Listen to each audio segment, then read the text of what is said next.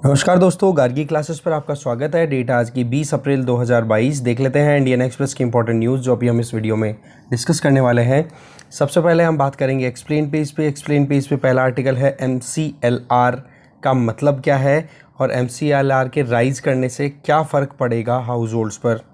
दूसरा, Amway multi level marketing company, उस पर अभी एक केस दायर हुआ है ईडी में और अल्टीमेटली ये फाइनल डिक्लेरेशन हुआ है कि लगभग 757 करोड़ रुपए का फ़ाइन पे करना पड़ेगा। एमवे जो कि MLM कंपनी है, ओरिजिन इसका USA से है और उसकी ब्रांच इंडिया में है जिसका नाम है एमवे इंडिया, उस पर ये फ़ाइन लगाया गया। इसके अलावा आर्मी के नए चीफ के तौर पे अब लेफ्टिनेंट जनरल मनोज पांडे को अपॉइंट होना लगभग फाइनलाइज हो चुका है। तो उस केस में ये मनोज पांडे जी जो हैं वो basically corps of engineers officer, मतलब कॉर्प्स ऑफ इंजीनियर सेगमेंट से एसोसिएटेड हैं।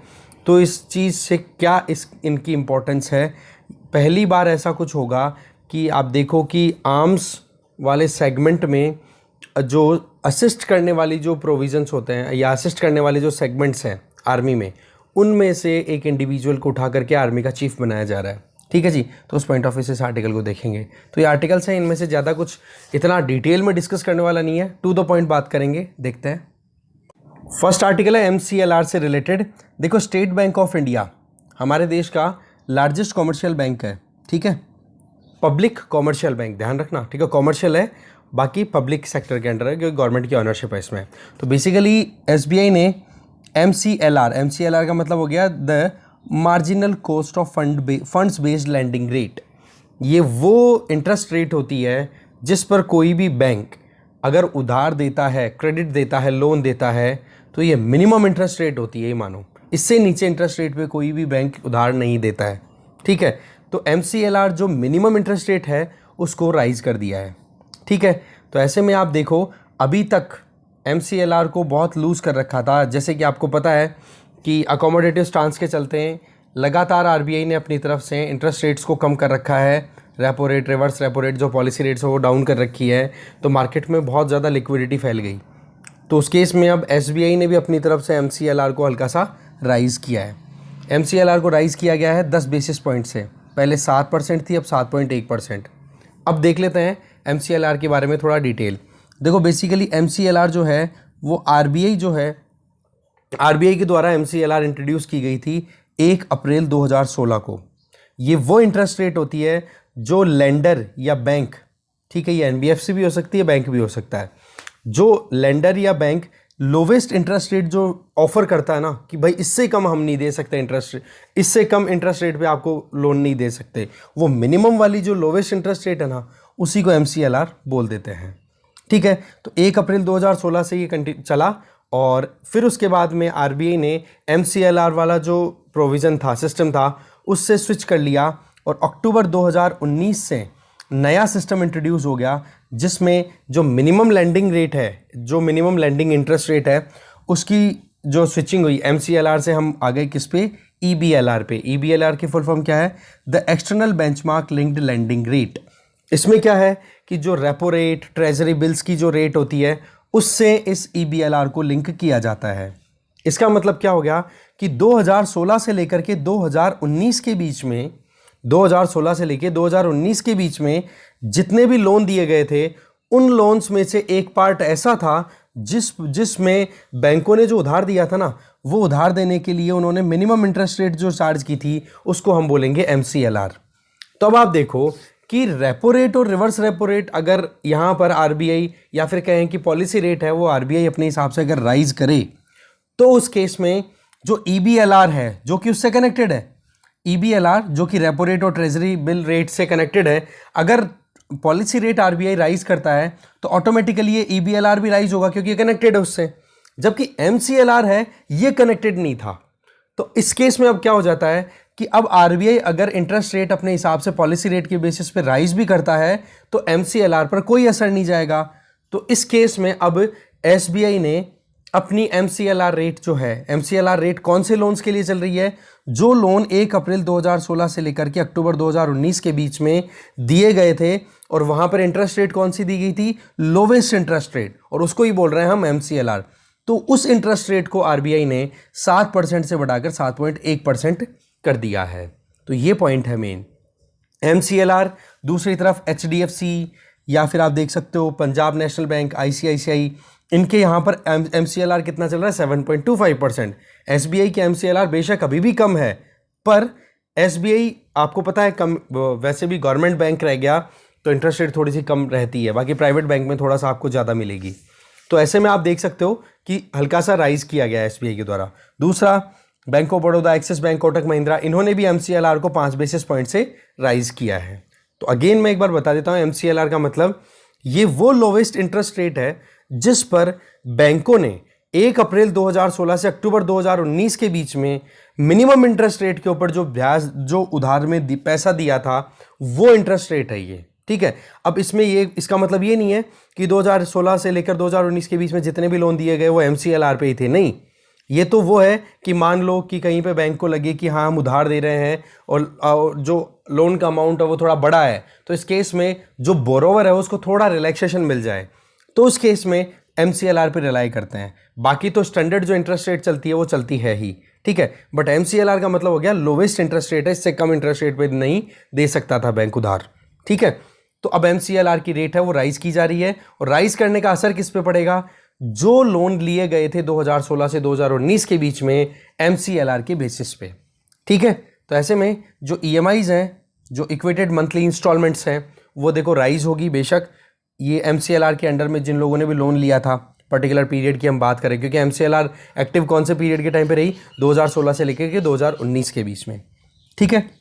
बाकी आपको पता है लिक्विडिटी को कंट्रोल करने के लिए आरबीआई रेपो रेट है उसको भी राइज करेगा। रिवर्स रेपो रेट वाला सेगमेंट को आपको पता है स्टैंडिंग जो डिपॉजिट फैसिलिटी है एसडीएफ, उससे उसको रिप्लेस करने का स्कोप तैयार हो चुका है कि भाई अब बैंकों के पास में एक्स्ट्रा पैसा पड़ा है तो आरबीआई उसको वहाँ से एब्जॉर्ब कर लेगा, ठीक है। ये चीज़ें हो गई। फिर देखो जून में हाइक राइज करने की बात चल रही है, रेपो रेट को राइज करने की, बस इतना ही बताया जा रहा है, ज़्यादा कुछ खास है नहीं। वैसे मेन जो पॉइंट था एमसीएलआर का वो हमने समझ लिया, आगे चलते हैं। दूसरा आर्टिकल है a case against Amway India. देखो एमवे इंडिया का काम क्या है, पहले तो उस चीज़ को हम समझते हैं, फिर उसके बाद में हम पूरा डिटेल समझेंगे केस में है क्या। देखो ये एक मल्टी लेवल मार्केटिंग कंपनी है, एमएलएम कंपनी है, जो कि यूएसए बेस्ड है, और इसी की एक सब्सिडियरी ब्रांच खोली गई इंडिया में जिसको बोलते हैं हम एमवे इंडिया। ये बेसिकली डायरेक्ट मार्केटिंग नेटवर्क का मेथड होता है इसमें, जिसको एमएलएम भी बोल दिया जाता है, जिसमें कंपनी के अंडर में जितने मेंबर्स होंगे उतना ही कंपनी का ट्रांजैक्शन घूमेगा, ठीक है। और किसी को अगर प्रोडक्ट परचेज करने हैं तो उसके लिए मेंबरशिप लेना एक अपने आप में इंपॉर्टेंट सेगमेंट हो जाता है, ठीक है। तो शुरुआत होती है कंपनी से, और कंपनी के कुछ लोग जो हैं वो ये कहते हैं कि आप इस कंपनी के प्रोडक्ट को परचेज करो, खुद मेंबर बन जाओ, और उन प्रोडक्ट्स को परचेज करने के लिए दूसरे लोगों को भी मेंबर बनाओ, और खुद भी प्रोडक्ट परचेज करते जाओ, और बाकियों को भी प्रोडक्ट परचेज करने के लिए एनकरेज करो, और इससे बोले बहुत पैसे वाले बन जाते हैं। इस तरीके का प्लान बताया जाता है, ठीक है जी। ये मल्टी लेवल मार्केटिंग कंपनी जो भी होती है वो सारी ऐसी होती हैं। इस तरीके से ये एक पिरामिड टाइप स्ट्रक्चर बन जाएगा कि नहीं, एक के नीचे 3, एक के नीचे 10, इस तरीके से प्लान, तो ये एक पिरामिड बन जाएगा। तो ओवरऑल यहाँ पर जो इश्यू आ रहा है ना वो इस पिरामिड में ही है। वो क्या कि यहाँ पर जो प्रोडक्ट बेचे जा रहे हैं, जिन प्रोडक्ट्स को एमवे बेचता है, वो प्रोडक्ट इतने महंगे हैं कि एक यूज़र अगर यूज़ करना चाहे तो उसको पहले बहुत सारा पैसा खर्च करना पड़ता है, ठीक है। तो ऐसे में प्रोडक्ट अगर दूसरे सिमिलर प्रोडक्ट से अगर कंपीट कराया जाए तो वहाँ पर प्रॉब्लम क्या आ जाती है कि भाई ये प्रोडक्ट महंगे पड़ते हैं, तो जिस बंदे ने पैसे वाले बनने के तौर पे इस कंपनी को ज्वाइन किया और वो फिर महंगे प्रोडक्ट अगर खरीदता है, जो कि नॉर्मल बाथिंग सोप है, वो अगर मान लो 5-10 रुपये 15 रुपये तक आता है, तो एमवे का 50-60 रुपये या 70 रुपये तक आ जाए मान लो, तो उस केस में वहाँ पर वो इंडिविजुअल ने ज्वाइन क्या सोच के किया? प्रोडक्ट को सोच के तो नहीं किया होगा फिर, क्योंकि प्रोडक्ट को सोच के अगर वो ज्वाइन करता तो फिर प्रोडक्ट सस्ता मिलना चाहिए था। जबकि यहाँ पर प्रोडक्ट की बजाय उसके दिमाग में क्या रहता है कि भाई कुछ टॉप लीडर्स हैं जिन्होंने बहुत पैसा बनाया है, आज उनको गाड़ियाँ निकलवाने में जोड़ नहीं आ रहा, वो बहुत पैसे वाले बन गए। तो ऐसे में क्या हो गया कि ये एक तरीके का एक स्कैम पकड़ में आ गया। क्या कि भाई यहाँ पर तो पैसे से पैसा बनाने की बात की जा रही है, कि एक बंदे ने ज्वाइन किया, उसने 10 को ज्वाइन कराया और 10 को क्या बोला जाएगा, प्रोडक्ट यूज करो और बाकी आप भी 10 को जो ज्वाइन कराओ। और वो ज्वाइनिंग का जो मेथड है वो कुछ ऐसा रहेगा कि आपको बहुत महंगे प्रोडक्ट्स हैं वो कंज्यूम भी करने हैं, कंज्यूम करवाने भी हैं। ऐसे में फिर वो पैसा है वो डिवाइड हो जाता है पर्टिकुलर रेशियो में, अपर लाइंस में भी और लोअर लेवल पे भी। तो इस तरीके से पैसा आगे बढ़ता रहता है, बनता रहता है। जितने मेंबर ऐड होते चले जाएंगे उतना ही कंजम्पशन होगा और उतना ही पैसा बन जाएगा। तो बेसिकली ये ही मेन इशू है और इसी इशू को फिर बाद में हैदराबाद पुलिस ने ईडी के सामने उठाया, एनफोर्समेंट डायरेक्टरेट के सामने, कि जी एक बार देखो तो सही ये जो एमवे इंडिया कंपनी है किस तरीके से काम कर रही है और उसके प्रोडक्ट देखो एक बार आप।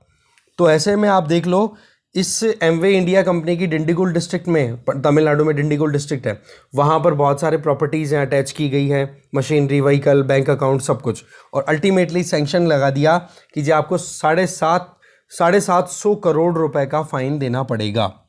इशू क्या है ये आप देख लो, मनी लॉन्ड्रिंग का केस हो गया ये। ठीक है, केस किससे संबंधित है और क्या कानून यहाँ पर अप्लाई किया गया है, that is the price chit and money circulation scheme banning act. ठीक है, और हैदराबाद पुलिस ने इस कंपनी के अंडर में पहले भी बहुत सारे एक्शन लिए हैं और अब ईडी ने अपनी तरफ से काम ये उठाया है, क्योंकि इसमें वही चीज़ है कि इसमें जो प्रोडक्ट हैं उनकी प्राइस अच्छी खासी होती है, एग्जॉर्बिटेंट प्राइस पे फिर बाद में मार्केट में उतारा जाता है और मेंबरशिप दिला करके फिर बाद में उनको प्रमोट किया जाता है कि आप भी ऐसे ही ज्वाइन कराते जाओ, फिर एक दिन आप बहुत पैसे वाले बन जाओगे। तो ये बेसिकली हुआ कि नहीं एक तरीके का कि जैसे चिट फंड टाइप या पॉन्जी टाइप सेगमेंट, तो ये चीज़ हो जाती है। तो लोग जो है बहुत मुश्किलों से पैसा कमा के लेके आते हैं और उनको आप दिलासा देते हो कि हाँ जी आप पैसे वाले बन जाओगे, आप ज्वाइन करो। तो उस केस में क्या हो जाता है, उनकी हार्ड अर्न मनी का कहीं ना कहीं उसके साथ खिलवाड़ हुआ कि नहीं। बस यही चीज़ यहाँ पर नोटिस में लाई गई, क्योंकि जो प्रोडक्ट एमवे के हैं उन्हीं के ऑल्टरनेटिव अगर दूसरे कोई कंपनी के प्रोडक्ट खरीदे जाए तो वो बहुत सस्ते मिल रहे हैं, तो कॉम्पिटिटिव नहीं रहा ना, बस झांसा दे दिया कि भाई आप पैसे वाले बन जाओगे। तो ऐसे करके ये हो जाता है पूरा सिस्टम। ठीक है, तो ये है पूरा केस। आगे चलते हैं। फिर आर्मी चीफ की हम बात कर रहे हैं, अभी नए जो आर्मी चीफ बनेंगे, ठीक है, लेफ्टिनेंट जनरल मनोज पांडे, उनका अपॉइंटमेंट होगा। अब वो सक्सीड करेंगे किसको, करंटली जो आर्मी चीफ हैं एमएम नरवणे जी, उनको। ठीक है, अप्रैल 30 से उनका टेन्योर खत्म हो जाएगा और 1 मई से इनका शुरू हो जाएगा। तो सिग्निफिकेंस क्या है, क्या इंपॉर्टेंट चीज़ है कि एक कॉर्प्स ऑफ इंजीनियर सेगमेंट से किसी इंडिविजुअल को उठा करके आर्मी चीफ बनाया जा रहा है, तो ये अपने आप में अनयूजुअल है। देखो बेसिकली आर्मी में अगर आप देखो तो 2 सेगमेंट्स में डिवाइड किया जा सकता है आर्मी में, जो भी सर्विसेज होती हैं या आर्मी का जो सिस्टम होता है उसको। एक तो आर्म्स और एक होती है सर्विसेज। आर्म्स में आप रखते हो infantry, armoured corps, artillery, engineers, signals, army air defence, army aviation corps और मिलिट्री इंटेलिजेंस। ये तो सारे के सारे आ जाते हैं आर्म्स वाले सेगमेंट में। और आर्मी सर्विस सेगमेंट में कौन आते हैं, army service corps, army ordinance corps, corps of electronics and mechanical engineering and several other minor corps. तो इस तरीके से 2 पार्ट्स में डिवाइड कर दिया। अब आप देखो कि आर्मी में चीफ के तौर पे अपॉइंटमेंट हमेशा आर्म्स में से ही लिया जाता है, और आर्म्स में भी आप देखोगे कि 2 इंपॉर्टेंट सेगमेंट्स में डिवाइड कर दिया जाता है आर्म्स को। वो देखते हैं, जो कि आप यहां पर देख सकते हो। ठीक है, आर्म्स को भी 2 पार्ट्स में डिवाइड कर दिया जाता है। एक तो फाइटिंग आर्म्स होती है, एक सपोर्टिंग आर्म्स। फाइटिंग आर्म्स में आप देखोगे तो मेनली 2 पर फोकस किया जाता है। कौन सी 2, यहाँ पर आप देख सकते हो कि एक बार यहाँ इन्फेंट्री और आर्मर्ड कॉर्प्स, और एक हो गया आर्टिलरी। ये 3 है। इन 3 में 2 को तो आप डिवाइड करोगे किसमें, द इन्फेंट्री, आर्मर्ड कॉर्प्स, इनको तो आप डाल देते हो फाइटिंग आर्म्स में। और रिमेनिंग जो सेगमेंट बच गया कौन सा, artillery, engineer, signal, army defence, army air defence, air aviation, ये आर्म्स का पार्ट होते हुए भी इनको क्या बोल देंगे, सपोर्टिंग आर्म। तो एक तो हो गया फाइटिंग आर्म जो कि लीड जा करके लड़ाई करेंगी, और एक होगी सपोर्टिंग आर्म। तो यहाँ पर आप नोटिस करो कि जो इंजीनियर्स हैं वो किस सेगमेंट में आ रहे हैं, वो आ रहे हैं सपोर्टिंग आर्म में। तो इसीलिए ये मुद्दा थोड़ा सा डिस्कशन वाला हो गया।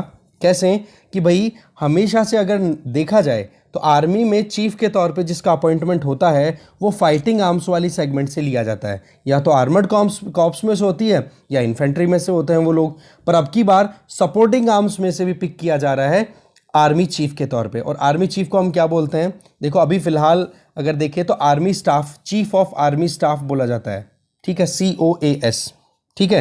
तो अभी करंट आपको पता है जनरल MM नरवणे हैं, उनको अब सक्सीड करेंगे लेफ्टिनेंट जनरल पांडे, जो कि किससे एसोसिएटेड है, कॉर्प्स ऑफ इंजीनियर। अगेन वही बात आ गई, किस सेगमेंट से एसोसिएटेड आ गए, सपोर्टिंग आर्म्स से, ठीक है जी। बाकी तो चीज़ें बताई जा रही है कि इनका रोल क्या रह सकता है, क्या इनका रोल हो सकता है, तो सिग्निफिकेंस क्यों है, वो चीज़ मैंने आपको बता दी कि अभी तक जो है वो आर्म्स वाली, जो फाइटिंग आर्म वाला सेगमेंट है ना, उसमें से ही आर्मी चीफ बने हैं, पर अब की बार जो है वो सपोर्टिंग आर्म्स में से भी पिक किया जा रहा है इसका। और इस तरीके से ये कोई पहली बार नहीं है। एयरफोर्स की भी बात हम करें तो एयरफोर्स में चीफ मार्शल के तौर पे फाली होमी जो थे उनको भी अपॉइंट किया गया था, जो कि मेजर लेवल के थे, हेलीकॉप्टर पायलट थे वो, और उनको चीफ ऑफ एयर स्टाफ के तौर पे अपॉइंट किया गया। ओवरऑल अगर देखें तो हेलीकॉप्टर पायलट को भी चीफ ऑफ एयर स्टाफ के तौर पे 2007 में अपॉइंट किया गया था, ठीक है। जबकि अगर हम ट्रेंड देखें तो एयर चीफ के तौर पे किसको अपॉइंट किया जाता है, जो फाइटर पायलट्स होते हैं, फाइटर जेट्स को जो उड़ाने वाले होते हैं, जिनका फिर प्रमोशन होकर के फिर बाद में आगे जाते हैं, ठीक है जी। तो यहाँ पर एयरफोर्स में भी इस तरीके से अनकन्वेंशनल मैनर में जाकर के अपॉइंटमेंट्स हुई है, और अब की बार आर्मी में भी अनकन्वेंशनल मैनर में जाते हुए काम हो रहा है।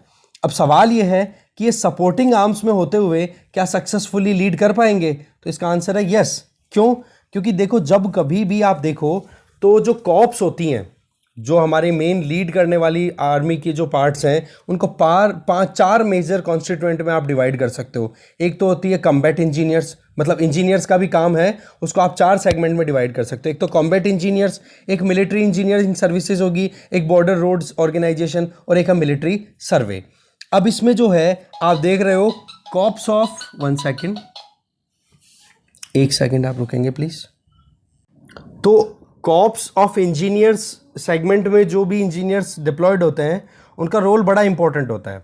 देखो एक तो कॉम्बैट इंजीनियर्स जो होते हैं उनका तो काम क्या है, वॉर टाइम पर वो जो कॉम्बैट सेगमेंट में जो भी आगे जो सोल्जर्स आगे चलते हैं उनके साथ साथ में इनका रहना ज़रूरी होता है, क्योंकि बहुत इंपॉर्टेंट काम ये करते हैं। जैसे मान लो कि कोई वहाँ पर टेक्निकल इशू आ जाए, उस टेक्निकल इशू को टैकल करना, या फिर मान लो कोई अटैक अगर होने वाला हो तो उसको डिटेक्ट करना, वो सारी चीज़ें वहाँ पर engineer on the spot he guide कर सकते हैं। तो इसका मतलब क्या हो गया कि ग्राउंड रियलिटीज़ का एक्सपीरियंस कॉम्बैट इंजीनियर्स को होता है, ठीक है जी। इसके अलावा अगर देखें, अगर इंजीनियर रेजिमेंट्स की अगर बात करें तो वो भी अपने हिसाब से इसी तरीके से इक्विपमेंट्स को इनको मेंटेन करना है। जैसे कोई वाटर बॉडी के अक्रॉस कहीं पे जाना है, या फिर कहीं पे माइन फील्ड बिछी हुई हो सकता है कि नीचे अंडरग्राउंड बॉम्ब लगा रखे हों, उनसे बचाना, उनको डिटेक्ट करना, ये सारे काम भी क्या है इंजीनियर्स अपने लेवल पे करते हैं, ठीक है। इसके अलावा आप देख सकते हो इंजीनियर्स बहुत इंपॉर्टेंट रोल प्ले करते हैं कि एनिमी अगर हमारी तरफ बढ़ रहा हो तो उनको कैसे रोका जाए। तो उन लोगों को एनिमी को रोकने के लिए भी, जैसे जो चीज़ हमारे लिए खतरा है वो एनिमी के लिए खतरा तैयार कर देना, वो काम भी इंजीनियर्स का होता है। कारगिल कॉन्फ्लिक्ट जो हुआ था 1999 में, उस टाइम पर इंजीनियर्स रेजिमेंट के बहुत सारे लीडर्स थे, उनमें से कुछ को chief of army staff unit citation, that means award भी दिए गए हैं, ठीक है, थिएटर ऑनर भी दिए गए हैं उनको कि इन्होंने बहुत बढ़िया परफॉर्म किया है। तो ओवरऑल आप देख सकते हो कि ग्राउंड रियलिटीज़ का एक्सपीरियंस अच्छा खासा रहता है, एक्सपीरियंस परफेक्ट है। पर पहली बार ये ऐसा हो रहा है कि कॉर्प्स ऑफ इंजीनियर्स सेगमेंट में से एक इंडिविजुअल जो है आर्मी के चीफ बन रहे हैं, ये एक मेन पॉइंट है, ठीक है जी। आगे चलते हैं, नेक्स्ट है जामनगर में। आपको पता है कल हमने पूरा डिस्कशन कर लिया था कि WHO के अंडर में ट्रेडिशनल मेडिसिन को प्रमोट करने के लिए यहाँ पर एक सेंटर ओपन किया जा रहा है, that is known as global centre for traditional medicine. इसके इनॉग्रेशन में एक तो हमारे प्राइम मिनिस्टर तो हैं ही, बाकी उधर WHO के डायरेक्टर जनरल डॉक्टर टेड्रो वो भी थे, और साथ में मॉरिशस के प्राइम मिनिस्टर प्रविंद कुमार जगन्नाथ वो भी यहाँ पर प्रेजेंट थे, ठीक है। तो इसमें देखो एक तो ट्रेडिशनल मेडिसिन के लिए ग्लोबल रिपोजिटरी के तौर पे डेवलप करना है, ये जो GCTM जो ओपन किया जा रहा है, global centre for traditional medicine, खोला क्या गया, कहाँ गया ये, जामनगर में, ये ध्यान रखें आप। इसके आगे देखें, इसमें 5 प्रॉन्स स्ट्रेटेजी तो बताई है हमारे प्राइम मिनिस्टर नरेंद्र मोदी जी ने कि कैसे भी करके ये जो GCTM है ये प्रॉपरली काम करे और इंटरनेशनल इसको एक्सेप्टेंस मिले। तो इसमें देखो टेक्नोलॉजी का तो बहुत इंपॉर्टेंट रोल है, ठीक है जी। और आज के टाइम पे जब कोविड आउटब्रेक हुआ तो जिस तरीके से जो हमारी ट्रेडिशनल मेडिसिन है जिनकी डिमांड बढ़ी है, तो बोलो वो चीज़ और भी ज़्यादा इनकरेजिंग हो जाती है। तो ऐसे में यहाँ पर 5 गोल्स की बात की गई है। पहला, एक प्रॉपर ट्रेडिशनल नॉलेज सिस्टम का डेटाबेस तैयार किया जाएगा टेक्नोलॉजी के बेसिस पे। पहला तो गोल ये रहेगा इस पर्टिकुलर सेंटर को ओपन होने के बाद में, ठीक है। दूसरा ये रहेगा कि GCTM जो है वो इंटरनेशनल स्टैंडर्ड्स को ध्यान में रखते हुए डेवलप किया जाएगा। प्रॉपर जो भी मेडिसिन्स हैं उनको इंटरनेशनल सर्टिफिकेशन दिया जाएगा। इससे क्या होगा, कॉन्फिडेंस बिल्डिंग होगी, इंटरनेशनल एक्सेप्टेबिलिटी आएगी। तो दूसरा गोल रहेगा ये। तीसरा, GCTM जो है वो एक प्लेटफॉर्म के तौर पे निकल के आएगा जहां पर जितनी भी ट्रेडिशनल मेडिसिन इंटरनेशनली चल रही है उन सबको साथ में ला करके और एक कहते ना कि एक ग्रेटर एक्सेप्टेबिलिटी, ग्रेटर प्रेजेंस को इंश्योर किया जाएगा। चौथा जो पॉइंट है दैट इज GCTM जो है वो फंडिंग भी अपनी तरफ से राइज करेगा जिससे कि ज़्यादा से ज़्यादा रिसर्च हो सके ट्रेडिशनल मेडिसिन में। पांचवा जो गोल रहेगा GCTM का वो ये कि सही तरीके के प्रोटोकॉल्स डेवलप किए जाएंगे, प्रॉपर डेवलप किए जाएंगे प्रोटोकॉल्स को, जिससे कि एक कोई भी बीमारी है, फॉर एग्जांपल मान लो कि ट्यूबरक्लोसिस को टारगेट करना है, तो ट्यूबरक्लोसिस को टारगेट करने के लिए कैसे मेडिकेशन तैयार होनी चाहिए तो वो भी डेवलप हो सके। तो ये 5 गोल्स यहाँ पर बताए गए हैं। WHO डायरेक्टर जनरल ने भी अपनी तरफ से बातें कही है कि 5 मेन एरियाज होंगे जहाँ पर ये जो GCTM है वो काम करेगा। वो क्या है, research and leadership, evidence and learning, data analytics, sustainability and equity and innovation and technology. बोले ये पूरे पिलर्स होंगे जिन पे ये GCTM जो है वो काम करेगा। हमारे यहाँ पर आयुष मिनिस्ट्री आपको पता है सेपरेट है, और जिसमें हमने कल पूरा एक्सप्लेन पेज डिटेल में देखा था, तो कल का अगर वीडियो देख रखा है तो वही चीज़ें आपको कनेक्ट करनी है। अब आपको पता टीबी कितना बड़ा हैवोक मचा करके बैठा हुआ है, तो टीबी को कंट्रोल करना। इसी तरीके से AMR जिसको हम बोलते हैं एंटी माइक्रोबियल रेजिस्टेंस, जो कि टीबी का ही एक वेरिएंट है जिसमें बैक्टीरिया ड्रग के अगेंस्ट में इतना ज़्यादा रेजिस्टेंस क्रिएट कर लेता है कि ड्रग्स उनको कंटेन ही नहीं कर पाती है, ठीक है। तो ओवरऑल अगर देखें तो आयुष मिनिस्ट्री का डेटा तो ये कहता है कि हमारी जो ट्रेडिशनल मेडिसिन हैं उनका टर्नओवर कितना हो रहा है, लगभग $18.1 बिलियन का, जो कि 2014 में सिर्फ $3 बिलियन का है। तो ऐसे में योगा, आयुर्वेद, सिद्धा और होम्योपैथी, ठीक है, इन चीज़ों को प्रमोशन ज़्यादा से ज़्यादा देने के लिए अपने आप में काम करेगा, ठीक है जी। तो ये है मेन पॉइंट GCTM से रिलेटेड। आगे चलते हैं। बाकी तो देखो एक न्यूज़ ये बताई जा रही है कि रशिया से हमने एक कंसाइनमेंट ऑलरेडी रिसीव कर लिया है फर्टिलाइज़र्स का, जिसमें हम बात करते हैं ना DAP और एक MOP कि इनकी फर्टिलाइज़र्स की शॉर्टेज का सामना करना पड़ सकता है। तो ये चीज़ बोले डिस्कार्ड कर दी गई है फर्टिलाइज़र सेक्रेटरी के द्वारा कि हमारे पास में अच्छा खासा क्वांटिटी में फर्टिलाइज़र अवेलेबल है, और ख़रीफ सीज़न में जितनी रिक्वायरमेंट है वो रहेगी 354 लाख मेट्रिक टन। बोले हमारे पास में 485 लाख मेट्रिक टन अवेलेबल है फर्टिलाइज़र, ठीक है। तो टेंशन लेने की ज़रूरत नहीं है। खैर नेक्स्ट आर्टिकल है दैट इज़ UGC ने ड्यूअल और जॉइंट डिग्री के लिए अपनी तरफ से नॉर्म्स को थोड़ा ईजी किया है। तो ये ड्यूअल और जॉइंट डिग्री होती क्या है, और इसमें जो इंडियन यूनिवर्सिटी और फॉरेन यूनिवर्सिटी है वो कोलैबोरेशन पे कैसे काम करेगी वो जानते हैं। तो इसमें आप देख सकते हो यहाँ पर कि एक तो क्या है, हमारे यहाँ पर आपको पता है 2 डिग्रियाँ अलाउ करने की बात पहले कर दी है। तो इस तरफ से UGC ने अपनी तरफ से अमेंडमेंट किए हैं रूल्स में ड्यूअल डिग्री प्रोग्राम को प्रमोट करने के लिए, जिसमें इंडियन और फॉरेन इंस्टीट्यूशन साथ में मिलकर के काम कर सकेंगे। अब वो कैसे करेंगे वो देखते हैं डिटेल। इसमें 3 प्लान बताए गए हैं। पहला प्लान तो है ड्यूअल डिग्री का। इसमें क्या होगा, एक स्टूडेंट एक ही कोर्स के लिए इंडियन इंस्टीट्यूशन में भी पढ़ पाएगा और उस कोर्स का एक पार्ट है वो फॉरेन इंस्टीट्यूशन से भी कर पाएगा। तो ऐसे में दो इंस्टीट्यूशन, एक फॉरेन इंस्टीट्यूशन हो गया, एक इंडियन इंस्टीट्यूशन, दोनों कोलैबोरेट करेंगे। तो ऐसे में मान लो एक स्टूडेंट है वो BA का कोर्स करना चाहता है हिस्ट्री से, ठीक है, तो वो बंदा इंडियन इंस्टीट्यूशन में भी पढ़ पाएगा और फॉरेन इंस्टीट्यूशन में पढ़ पाएगा उसी एक कोर्स के टाइम पे। पर शर्त क्या रहेगी कि फॉरेन इंस्टीट्यूशन में कम से कम वो 30% कोर्स की पढ़ाई करके आएगा, कम से कम 30% फॉरेन से, और बाकी बचा हुआ पोर्शन है वो इंडिया से कवर हो जाए। ठीक है, तो ये हो गया ड्यूअल डिग्री। अब सवाल क्या है कि यहाँ पर डिग्री कौन देगा, तो यहाँ पर इंडियन और फॉरेन इंस्टीट्यूशन दोनों एक ही टाइम पर एक ही तरीके की डिग्री उसको दे देंगे। तो ड्यूअल डिग्री हो गई कि नहीं। ठीक है, कोर्स तो बीए का ही है हिस्ट्री से, पर इंडियन इंस्टीट्यूशन भी डिग्री देगा और फॉरेन इंस्टीट्यूशन भी डिग्री देगा।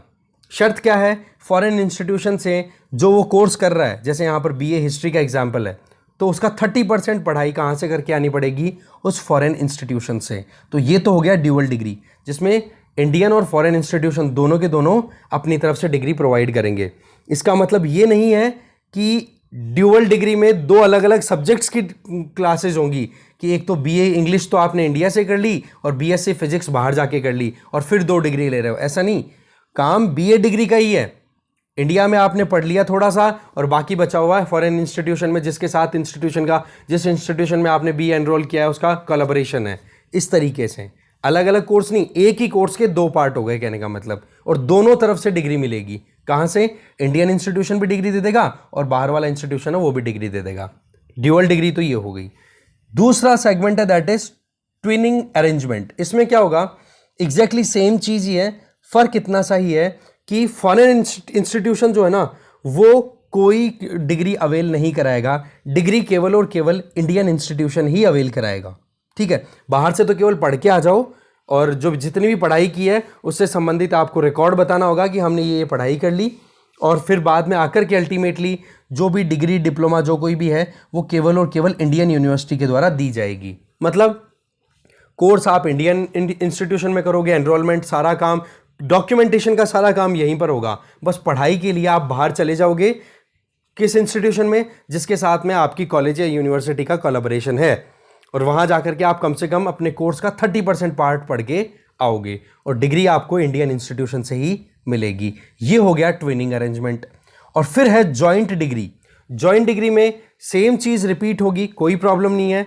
फर्क इतना सा ही है कि अब इंडियन यूनिवर्सिटी है वो तो डिग्री देगी, और जो फॉरेन यूनिवर्सिटी है जहां पर कोलैबोरेशन है उस इंडियन यूनिवर्सिटी का जिसमें आपने एनरोलमेंट लिया हुआ है, वो आपको केवल एक सर्टिफिकेट दे देगी या डिप्लोमा दे देगी कि हाँ जी आपने हमारे यहां से पढ़ाई की थी। तो ये हो गया जॉइंट डिग्री प्रोग्राम।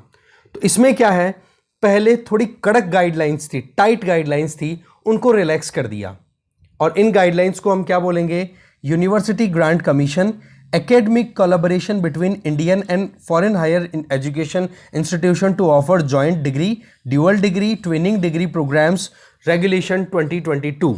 ठीक है, तो ये चीज यहां पर इस हम रेगुलेशंस को ये बात कहेंगे।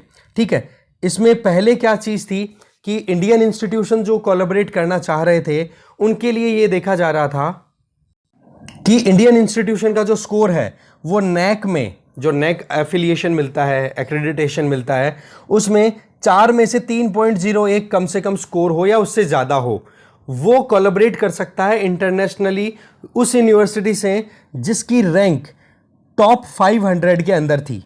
ठीक है, अब सवाल क्या है, टॉप 5 मतलब इस तरीके से आपने क्या कर दिया, एक तो इंडियन यूनिवर्सिटी के लिए क्या स्टैंडर्ड रख लिया कि कौन सी इंडियन इंस्टीट्यूशन बाहर के इंस्टीट्यूशन के साथ कोलैबोरेट कर सकती है जिसका नैक में स्कोर हो 4 में से 3.01, और जो नेशनल इंस्टीट्यूशनल रैंकिंग फ्रेमवर्क है NIRF, उसमें टॉप 100 में वो इंस्टीट्यूशन आना चाहिए। तो ये 2 कंडीशन जो इंस्टीट्यूशन फुलफिल करेगा वो इन कोर्सेज के लिए एलिजिबल होगा। और दूसरी तरफ फॉरेन पार्टनरशिप में जो इंस्टीट्यूशन पिक किया जाएगा वो द हायर एजुकेशन या फिर जो क्वेकरली सिमोंस की रैंकिंग आती है वर्ल्ड यूनिवर्सिटी रैंकिंग, उसमें टॉप 1000 इंस्टीट्यूशंस में से होना चाहिए, वो कोलैबोरेट करके कर सकते हैं। अभी पहले क्या था यहां पर कि टॉप 500 में आने वाले के साथ में ही कोलैबोरेट कर सकते थे, अब इसको रिलैक्स करके क्या कर दिया, टॉप 1000।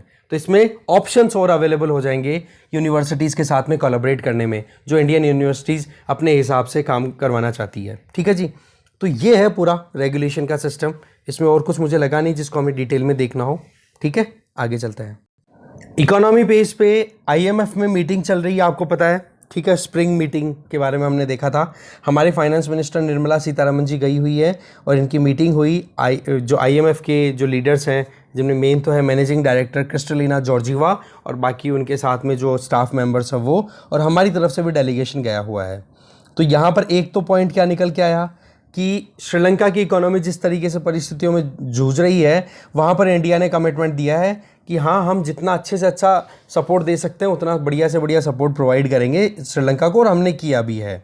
और श्रीलंका ने भी IMF से अपनी सपोर्ट के लिए अब एड मांगी है कि भाई हमें भी थोड़ा सा सपोर्ट प्रोवाइड करो, ठीक है, फाइनेंशियल असिस्टेंस की। तो Bretton Woods institution, world bank और IMF के बारे में एक बार डिटेल ज़रूर पढ़ लेना।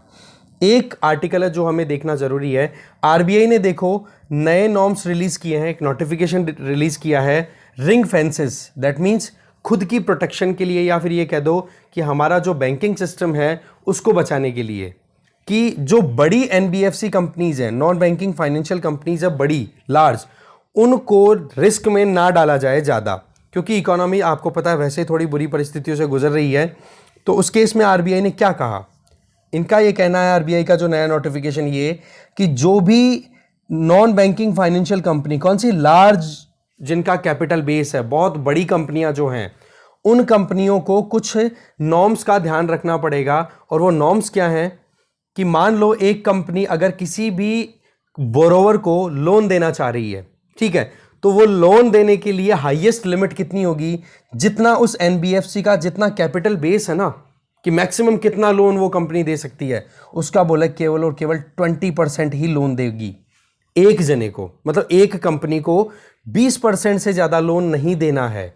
और अगर मान लो कि वो कॉर्पोरेट हाउस और भी ज़्यादा डिमांड कर रहा है, कुछ वहाँ पर जेन्युइन केस लग रहा है कि हाँ यार देना चाहिए इसको, तो उस केस में 5% के लिए उस NBFC का बोर्ड है वो अप्रूवल दे सकता है। तो ऐसे में मैक्सिमम कितना लोन दे पाएगी, 25%। इसका मतलब एक NBFC कंपनी अगर टोटल 100 रुपए का लोन अगर बांट सकती है, तो उसमें से एक कंपनी को मैक्सिमम 25 रुपए बांटेगी। नॉर्मल सर्कमस्टांसेस में तो 20 रुपए सिर्फ, और मैक्सिमम ज़्यादा से ज़्यादा जब बोर्ड अप्रूवल देते तो 25 रुपए, इससे ज़्यादा नहीं। क्योंकि एक जने को अगर आप लोन दे देते हो और वो अगर बैंकरप्ट हो गया, तो ये NBFC भी बैंकरप्ट हो जाएगी, बर्बाद हो जाएगी। तो ऐसे में प्रोटेक्शन हुई कि नहीं। साथ में मेन फोकस किस पे रखा गया है, जो इंफ्रास्ट्रक्चर में काम करने वाली जो कंपनियां हैं उनके लिए। इंफ्रास्ट्रक्चर में मान लो कोई कंपनी काम कर रही है, उसके लिए लिमिट थोड़ी सी और एक्सटेंड कर दी है, कितनी, 30% तक। मतलब ये कि नॉर्मल अगर इंफ्रास्ट्रक्चर के अलावा कोई काम कर रही है कोई कंपनी, तो उनको तो 20% नॉर्मल सर्कमस्टांसेस में बोर्ड ने अप्रूवल दे दिया, तो 25% तक। और इंफ्रास्ट्रक्चर में अगर कंपनी काम कर रही है तो उसको 30% तक लोन अवेल करा दिया जाएगा, ठीक है। इसके अलावा अगर कोई कंपनी मान लो रियल एस्टेट में काम कर रही है या इंफ्रास्ट्रक्चर में काम कर रही है, तो उस कंपनी का रिकॉर्ड भी देखा जाएगा कि उस कंपनी को पहले गवर्नमेंट से अप्रूवल लेना पड़ेगा। 30% लोन दिला रहे हो ना आप, तो इसके लिए क्या करना पड़ेगा, उस कंपनी को गवर्नमेंट से अप्रूवल लेना पड़ेगा, लोकल गवर्नमेंट से अप्रूवल लेना पड़ेगा, और जो भी वहां पर कंसर्न रेगुलेटरी स्टैट्यूटरी अथॉरिटीज हैं, ठीक है, उनसे, मतलब गवर्नमेंट डिपार्टमेंट से पहले अप्रूवल लेना पड़ेगा उस कॉर्पोरेट हाउस को, और वो क्लियरेंस होने के बाद में ही वो NBFC से लोन की डिमांड कर सकते हैं, ठीक है। तो इस तरीके के रेगुलेशन है। अल्टीमेटली टारगेट क्या है कि कहीं गलत जगह पे पैसा ना चला जाए, ठीक है।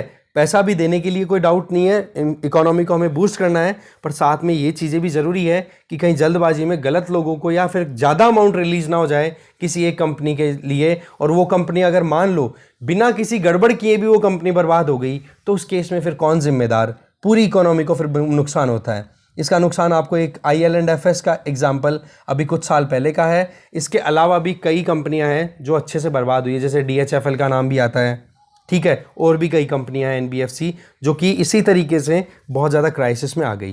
तो ओवरऑल बात क्या हुई, ये फेंसिंग क्रिएट कर दी सेफ्टी के लिए, ठीक है। आगे चलते हैं। वर्ल्ड पेज पे एक न्यूज़ है, शांति सेठी, ये देखो कमला हैरिस जो है अभी USA की वाइस प्रेसिडेंट, उनकी डिफेंस एडवाइज़र के तौर पे इनको अपॉइंट किया गया है। ये इंडियन अमेरिकन नेवी वेटरन है, that means Indian origin, America में सेटल, और अमेरिकन नेवी में इन्होंने अपनी सर्विसेज दी हैं, ठीक है। अब ये डिफेंस एडवाइज़र के तौर पे अपॉइंट हुई है शांति सेठी। किसके लिए, यूनाइटेड स्टेट्स की जो वाइस प्रेसिडेंट है कमला हैरिस, उनके लिए, ठीक है। तो देखो जो इंपॉर्टेंट न्यूज़ थी वो हमने देख ली, बचा हुआ जो पोर्शन है वो आप खुद से देख लेना। आजकल जो एडिटोरियल वाला पेज है उसके तो दोनों पेजेस मैं ऑलरेडी शेयर करता हूँ पहले, ठीक है ना, सुबह ही शेयर कर देता हूँ, तो थोड़ा सा उससे आप देख सकते हो। और ये पूरा जो न्यूज़पेपर का फॉर्मेट है ये आपको सुबह मिलता है, ठीक है। तो डिस्कशन में जो भी था देख लिया। Thank you very much.